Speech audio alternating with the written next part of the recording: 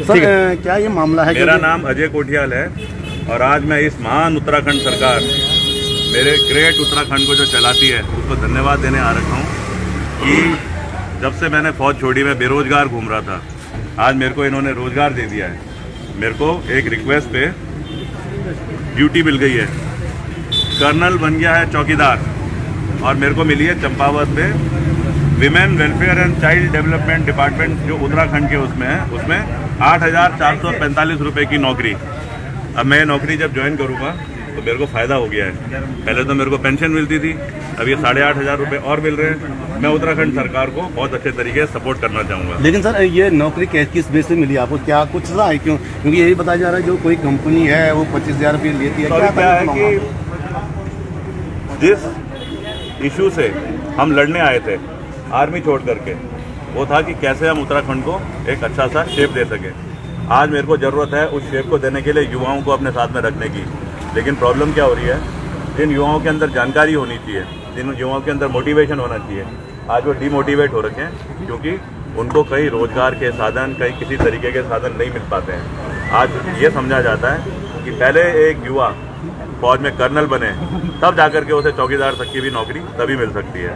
अब इसमें क्या होता है, ये ना एक तरीका है और मेरा भी मकसद है, आज जो मैं आपसे बात कर रहा हूँ ये तो है नहीं कि चौकीदार की नौकरी, लेकिन मेरा मकसद ये था कि वाकई में सरकार किस तरीके से चला रही है अपने तंत्र को। वो कह रही है कि कहीं पे भी नौकरी डायरेक्ट नहीं करेंगे, तो क्या करती है, आउटसोर्स करती है किसी एक एजेंसी को, जो एजेंसी मैन पावर प्रोवाइड करती है। तो मैंने जो अप्लाई करा वो करा इस बेसिस पे कि गवर्नमेंट, सेंट्रल गवर्नमेंट ने एक आदेश निकाल रखा है कि अगर किसी को नौकरी पे रखा जाएगा तो कुछ पैमाने होते हैं, उन पैमानों को चेक करा जाएगा और चेक करने के बाद में उसके बाद में नौकरी पे रखा जाएगा। जैसे नौकरी हो गई किसी की क्लर्क की, किसी की हो गई कंप्यूटर ऑपरेटर की, किसी की हो गई गाड़ी ड्राइवर, किसी की चौकीदार की, किसी चपड़ासी की, पियोन की। अब मैंने जब अप्लाई करा तो मेरे से उन्होंने बोला कि कुछ पैसे भी लगेंगे, लेकिन सीधा पैसे लेने का तरीका क्या है कि इसे ना रिश्वत नहीं बोलेंगे, इसे चोरी नहीं बोलेंगे, इसे बोलेंगे डोनेशन। तो एक एजेंसी है उसके नाम पे डोनेशन करा जाता है। तो जब हमने वो डोनेशन दिया 25,000 रुपये का, भाई पीछे चल रहा है, ये 25,000 का हमने डोनेशन दिया। इस डिपार्टमेंट का नाम है, इस संस्था का नाम है लेट श्रीमती निर्मला सिंह जी सेवा समिति। जब ये 25,000 का मेरा ये ट्रांजैक्शन है, जब ये दिया तो उसके बाद में मेरा कॉल लेटर आ गया। कॉल लेटर किस बेसिस पे आया, मेरी इंटर की एक मार्कशीट लगी और उसके बाद में मेरे को एक कॉल लेटर मिल गया चंपावत में ज्वाइन करने के। अब जब मैंने ये मांगा कि वाकई में सही है, ऐसा तो नहीं कि फ्रॉड एजेंसी है, तो उन्होंने दोनों के दोनों डिपार्टमेंट को, ए स्क्वायर कंपनी जो है उसने दोनों डिपार्टमेंट को जो कि सरकारी है, एक देहरादून में और एक चंपावत में, उनको मेल कर दिया और मेरे को कॉपी भेज दी और मेरे को अपॉइंटमेंट लेटर दे दिया।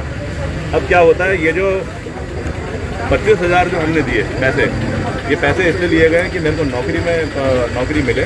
और ये जो संस्था है, ये जो निर्मला सिंह जी सेवा समिति, इसके जो संस्थापक हैं और ए स्क्वायर कंपनी है, दोनों के जो संस्थापक हैं दोनों एक ही आदमी है।